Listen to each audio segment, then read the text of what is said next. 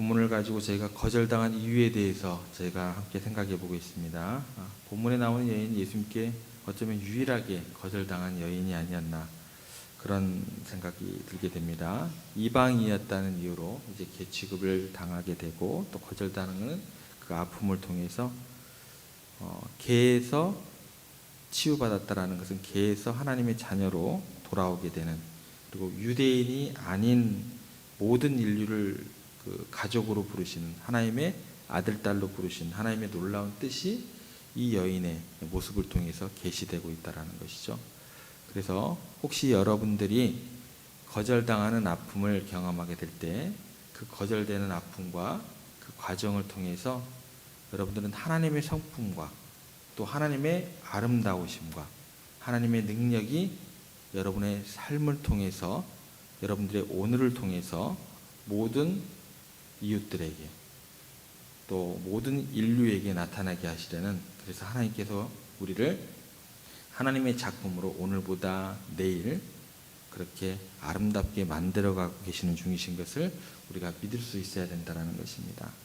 그래서 하나님께 부르심을 받은 사람들은 그래서 그냥 두시지 않으세요. 하나님께서 함께 하시는 거예요. 그래서 오늘 어제보다 오늘 여러분들을 하나님께서 아름다운 모습으로 만들어 가고 계시는 그런 어떤 작품으로 만들어 가시고 계시기 때문에 그냥 두면 안 되는 거예요. 그래서 함께 하시는 것이고, 그래서 여러분들은 하나님께서 함께하는 삶을 되는 것이고, 그런 측면으로 생각해 볼 때 하나님의 놀라운 은혜의 측면들이 어제보다 오늘, 오늘보다 내일 여러분들의 삶 가운데 주어진다라는 것을 믿으셔야 된다는 거예요. 그게 거절을 당한 이유 첫 번째입니다. 그리고 이 여인이 거절당한 이유, 예수님께 버림받은 시련이 있는 이유가 뭘까? 그 거절당한 이유 이제 두 번째 내용을 한번 살펴보겠습니다. 그거는 뭐냐면, 두 번째 이유는 인생의 상급입니다. 인생의 상급에 대해서 우리가 한번 생각해 보기를 원합니다. 사실 이 여인이 이방인이라는 이유로 또 계취급 받았음에도 불구하고 예수님에 대한 신뢰를 포기하지 않고 더욱 간절하게 자신을 낮추고 예수님께 나왔기 때문에 이 여인의 믿음은 모든 자기처럼 이방인들보다도 어쩌면 계취급 받지 않았던, 스스로 선민이라고 생각했던 그 어떤 유대인들보다도 크고 위대한 믿음인 것을 알 수 있게 되었다라는 거예요. 그래서 이 여인하고 비슷한 상황이었던 그 기도 제목이 있었던 사람이 있었습니다. 회당장 야이로가 예수님께 나왔어요. 무슨 문제를 가지고 나왔냐면 똑같이 딸의 문제를 가지고 나왔습니다. 그런데 이 야이로도 그 기도가 응답이 되었어요. 딸이 병들었던 것만 같았지 이 두 사람은 달랐습니다. 신분도 틀렸고, 하지만 유대인이었고 더군다나 유대인이면서 회당장이었던 야이로보다, 또 그 사람은 남자였고 그 야이로보다 이방인이었고 또 여인이었고, 그 여인의 믿음이 훨씬 더 큰 믿음이었다는 것이 그녀가 예수님께 나아오기가 너무나 어려웠다는 그 시작부터, 또 예수님께 거절당했음에도 불구하고 간절히 더 나아왔다는 것들, 또 그 예수님을 끝까지 붙들었다는 것들 때문에 그녀의 믿음이 성경에 나오는 다른 모든 사람보다 대단한 믿음이 되었다는 게 증거가 되더라는 것입니다. 어느 정도 대단한 믿음이었냐, 어느 정도 대단한 믿음이냐, 그걸 생각해 보면 이렇게 접근하시면 좋을 것 같습니다. 예수님이 처음에 내뱉으신 말, 그거를 담으셨어요. 그죠? 담으셨어요. 빛이 있으라 하시면 뭐가 돼요? 실제가 돼요. 역사가 되시는 분이십니다. 그런데요, 어느 정도까지 이 여인의 믿음이 대단했냐라는 것은요, 마음을 돌이키게 할 만큼, 그죠? 마음을 돌이키게 할 만큼 그 큰 믿음의 사람이었고, 그것뿐만 아니라 그 큰 믿음이 복음이 증거되는 모든 곳에서 이렇게 신앙의 능력으로 입증됐다라는 것입니다.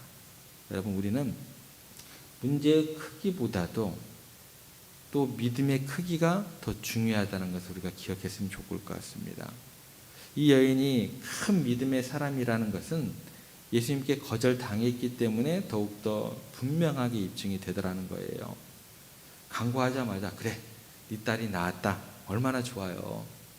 그것도 좋은데요, 그렇게 하면 그 여인의 믿음이 큰지 작은지 우리는 알 수가 없게 되다라는 거예요. 그러니까 그녀의 아픔을 통해서 그 정도의 큰 믿음을 소유했을 때 예수님의 마음을 돌이킬 수 있는 그 지경에 이르게 된다라는, 어쩌면 우리들에게 더욱더 큰 위로가 될 만한, 그녀의 더 큰 고통이 우리들에게 더 큰 위로가 될 만한, 그 상급이 될 만한 그런 것을 우리들에게 볼 수 있다는 것입니다. 그래서 아무리 시련이 커도 우리가 더 큰 믿음과 신뢰로 하나님께 나아갈 수 있다고 한다면 오히려 그 큰 시련은 더욱더 큰 상급이 될 줄로 믿습니다. 그래서 시련과 고난의 결국은 오히려 결과적으로는 큰 믿음을 통해서 오히려 그 인생의 큰 상급이 될 수 있다라는 것을 오늘 아침에 기억했으면 좋겠습니다. 이런 말이 있습니다. 물 위에 떠 있는 배는 바람의 방향으로 움직이는 것이 아니라 돛의 방향으로 움직인다. 들어보셨죠? 물 위에 떠 있는 배의 방향을 정하는 게 뭐라고요? 바람이에요? 예, 돛의 방향입니다. 돛의 방향으로 움직이는 거예요. 우리는 그런데 어떻게 생각해요? 바람이 왜 이렇게 불어가지고 나를 이렇게 막 못 가게 하고, 왜 나를 이렇게 막 몰아내고. 예. 바람 때문에, 우리는 문제 때문에 이리 쓸리고 저리 쓸린다고 생각을 해요. 그런데 천만의 말씀입니다. 바람이 중요한 게 아니라 뭐가 더 중요해요? 돛의 방향이 더 중요하다는 거예요. 결과적으로 돛의 방향이 제대로 내가 가고자 하는 방향성을 가지고 있다고 한다면 아무리 거센 바람이 몰아친다 할지라도 그 돛의 방향만 제대로 되어 있으면 우리는 어떻게 가요? 더 빨리 가요. 더 빨리 가는 거예요. 더 빠르게 내 목적지를 향하여 도달할 수 있다는 것을 잊지 마시기 바랍니다.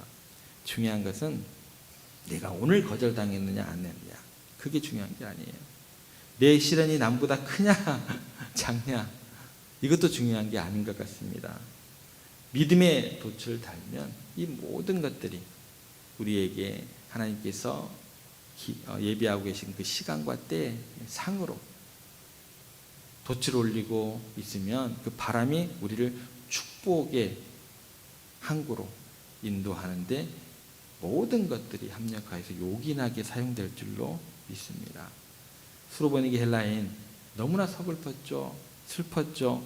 거절당하는 그 아픔은요, 오히려 그의 믿음의 돛으로 말미암아 놀라운 응답의 역사로 나타나게 되었다라는 것입니다. 그녀가 거절당한 아픔이 있었기 때문에 그녀는 사랑을 고백할 수 있었고, 아니 그 누구보다도 나는 하나님을 이렇게 신뢰하고 그런 모습을 통해서 하나님께 영광을 돌리는 고백으로 더 크게 빛날 수 있게 되었습니다. 마찬가지로 우리가 안고 있는 고통과 상처들이 힘들고 어려울수록 하나님을 더욱더 믿고 의지하시기 바랍니다. 쉽지 않죠? 그래서 여러분들이 의지할 수 있도록 어떻게 하는 거예요? 찬송을 부르시는 거죠. 곡조 있는 기도로 어떻게 해서든지 그렇게 의지하고 믿기를 원합니다. 그렇게 사랑을 고백할 수 있는 유일한 기회와 수단이 오늘 나의 눈물이 되게 하여 주시옵소서. 하나님께는 너무나 이 모습들이요, 여러분들의 모습들이 너무나 소중하고 귀중한 것이 됨과 동시에 하나님께 영광을 돌리는 고백이 될 수 있다라는 거예요. 그러므로 거절당할 때 나만이 알고 있는 부끄러움과 수치와 아픔을 당할 때 왜 나만 겪는 고통이냐고 슬퍼하지 마세요. 슬퍼할 수밖에 없죠. 근데 마세요래. 왜 나만 겪는, 그것이 우리의 입으로 나온다고 할 때 다시금 오늘 성경의 본문에 있는 이 여인을 바라보시면서 그렇게 하나님께 사랑을 고백할 수 있는 유일한 통로라는 것을 다시금 붙잡으셔야겠죠. 말씀을 통해서. 시련과 고통과 거절이나 바람 속에서 그렇게 믿음의 돛을 올리는 여러분들이 되셔야겠죠. 무엇보다도 기억하실 것은 뭐냐면 하나님께서는요, 우리를 너무나 사랑하신다는 거예요. 그래서 우리를 거절을 하실 때는 우리가 이길 줄 알면서 거절하시고 고난을 허락하시는 거예요. 더 큰 상과 은혜를 베푸시려고 그러신 줄로 믿습니다. 그래서 욥기 23장 10절에 하나님께서 내가 알아 라고 이야기를 해주세요. 나의 가는 길을 오직 그가 아시나니 그가 나를 단련하신 후에는 내가 정금같이 나오리라. 우리께 새롭게 하시려고 어느 정도만큼 정금처럼 어렵고 힘든 일을 허락하는 줄 믿습니다. 그렇게 고백하시는 거죠. 또한 다른 신들처럼 우리에게 무서움으로 대하기를 원하시는 하나님이 아니세요. 그래서 고통 가운데 좀 힘들어하는 인생이 좀 되어라. 그게 하나님이 바라시는 바가 아니다라는 거예요. 실패하려 하려고 우리 비참하게 만들려고 두려움에 떨게 만드시려고 그렇게 어려움을 주신 게 아니다라는 거예요. 그래서 예레미야 선지자는 예레미야 29장 11절에 이렇게 이야기해 주십니다. 여호와의 말씀이니라 너희를 향한 나의 생각을 내가 하나니 평안이요 재앙이 아니니라 너희에게 미래와 희망을 주는 것이니라. 또한 우리가 능히 믿음으로 이길 것을 아시고 또 우리에게 이길 만한 믿음을 주신다라고 이야기를 해주세요.